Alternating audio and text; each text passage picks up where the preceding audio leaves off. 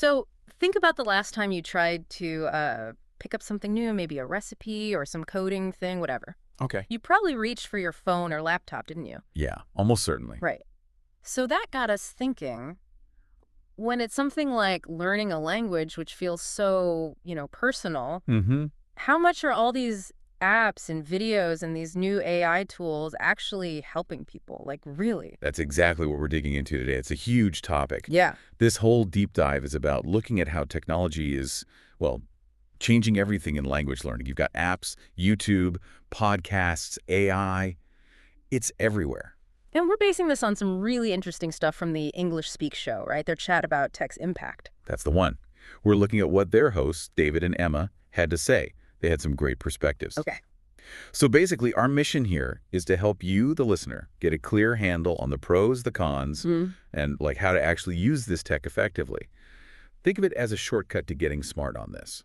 Okay, let's get into it then. One of the biggest things, I mean, it's obvious, right, is just how much more accessible everything is now. Oh, completely. It wasn't that long ago, really, that your options were basically what, a classroom or those heavy textbooks? Right, with the CDs or tapes, if you could find a player. Exactly. Now it's just boom, in your pocket. And that's the revolution, isn't it? Having this massive library of resources basically on your phone. Yeah. Anytime, anywhere. It's just a world away from how it used to be. And it's not just that you can access it, it's how it works. These apps people use, Duolingo, Babbel, you know the ones.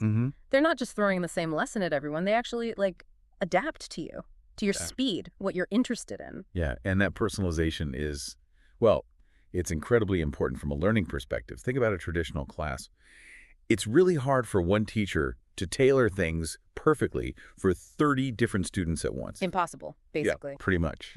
But good tech, these adaptive algorithms, they can pinpoint where you need help much faster. Yeah. They see your mistakes, adjust the difficulty. It's a much more tailored path. Okay, and this is where I think it gets really clever.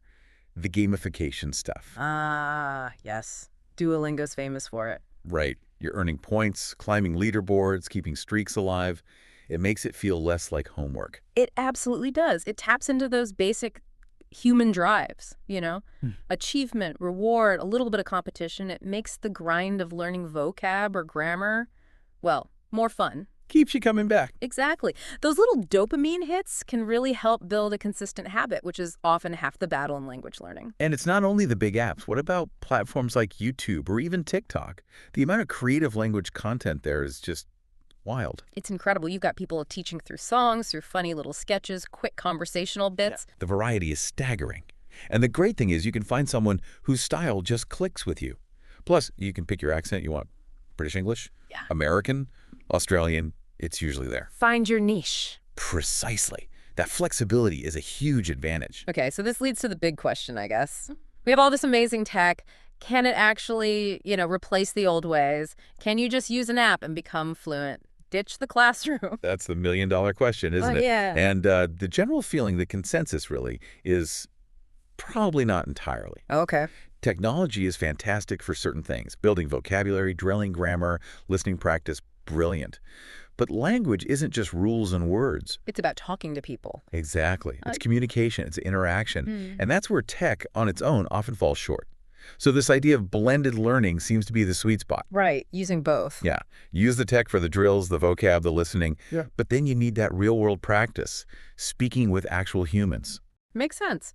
Use the app to learn the words, watch videos for pronunciation, then maybe join a conversation group online or in person to actually use it. That's a great model. Because language is also so tied to culture, to nuance, to understanding how people really talk. You don't always get that full picture just from an app. Real conversation helps build that deeper, almost intuitive understanding. And you know what helps me, even just trying to learn basics? The consistency thing. Ah, yes. Yeah. The reminders. Yeah, those little nudges from the app, seeing your streak. It sounds silly, but it actually works. It keeps you plugging away. It taps into habit formation, doesn't it? Okay. Those notifications, seeing your progress bar fill up, they provide these little wins, these motivational boosts that can be really important when you're facing a long-term challenge like learning a language. Okay, let's dive into some specific tools then. What's something tech-wise that you think is really powerful right now for learners? Well, one area that's gotten really good is voice recognition. like on Google Translate or Siri. Exactly. Or Alexa. These things are getting much better at understanding speech. So for pronunciation practice, they're incredibly useful. You say something and it tells you if it understood. Instant feedback. That's huge for confidence, I bet. And what about speech to text? Like dictation apps? Oh yeah, those are great too, and maybe underused for language learning. Try speaking in your target language and see what the app writes down. Ah, I see. It shows you if you're clear enough. Precisely. It's a low-pressure way to practice output and see if you're actually being understood. Helps you pinpoint where maybe your pronunciation is a bit off. Okay, cool. Another thing is those language exchange apps, right? Tandem, Hello Talk, Yeah, places like that. those are fantastic. They connect you directly with native speakers who are learning your language. So it's a two-way street. Exactly. You help them, they help you. It's real communication practice. Text chat, graphic messages, even video calls. You get that crucial interaction, plus often a bit of cultural exchange too. Right, learning slang or how people really phrase things. Invaluable stuff. Now, the really futuristic stuff. AI, artificial intelligence.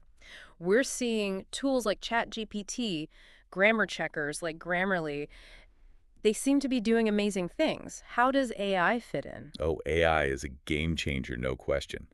These tools, especially the ones based on large language models, are incredibly powerful. How so? Well, imagine writing a paragraph and getting instant, detailed feedback on your grammar, your word choice, even your style. Or having a pretty natural-sounding conversation with an AI chatbot to practice speaking. Without feeling judged if you mess up. That's a key point. It creates this safe space. Making mistakes is absolutely essential for learning, but it can be intimidating with a real person. AI doesn't care if you make mistakes. It's like a patient, 24/7 tutor. In many ways, yes. Yeah. It offers practice on demand, instant feedback. It's a really powerful supplement. Okay, but there have to be downsides, right? We can't just plug into the Matrix and download French. Oh, not quite yet. No, there are definitely limitations and potential pitfalls. Like what? Well, the biggest one is probably over-reliance. If you only use tech, especially just translation apps or grammar checkers, you might not develop true conversational fluency or that deeper cultural understanding. You need the real messy human interaction part. You really do.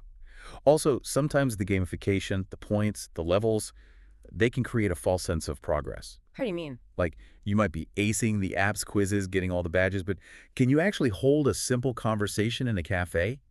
Completing lessons isn't the same as mastering the skill in the real world. Right, it's input versus output, kind of? Exactly. And you have to be critical. Not all tech is perfect. Some translation tools can be wildly inaccurate sometimes. Oh, I've seen those. Hilariously bad translations. Yeah, and pronunciation guides in some apps can sound robotic or just wrong. You need reliable sources.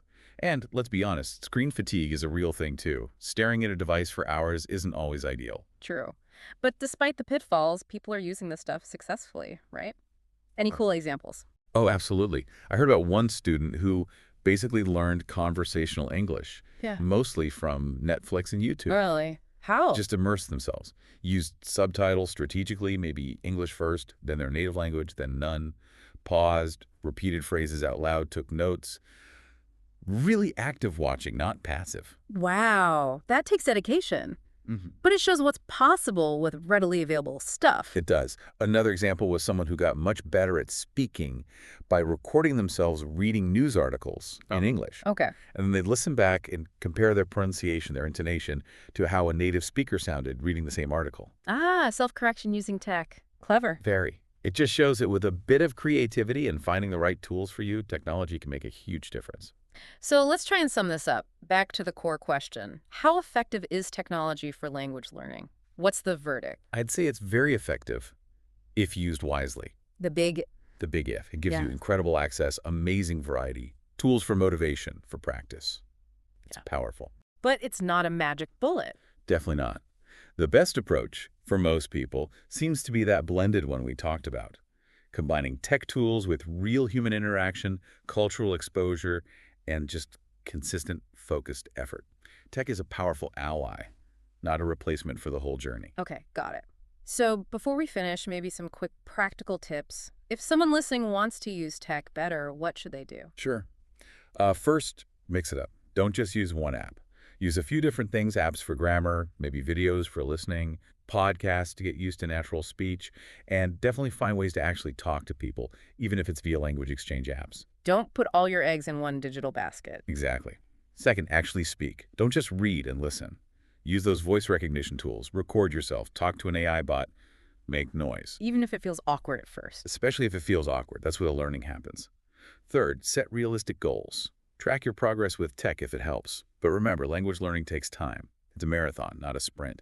Be patient with yourself. Good advice. And finally, embrace mistakes. Seriously. Tech often provides a safer space to mess up than talking to a real person initially. Use that space. Make mistakes, learn from them. Don't worry about sounding silly to your phone. Let the AI judge you, not your neighbor. Something like that. Mistakes are just proof you're trying. Okay, that's brilliant. So it's clear technology is a massive force in language learning, offering tons of potential. Huge potential. But its real power comes down to how you, the learner, decide to integrate it into your overall approach. Couldn't agree more. And maybe that leaves our listeners with a final thought to chew on.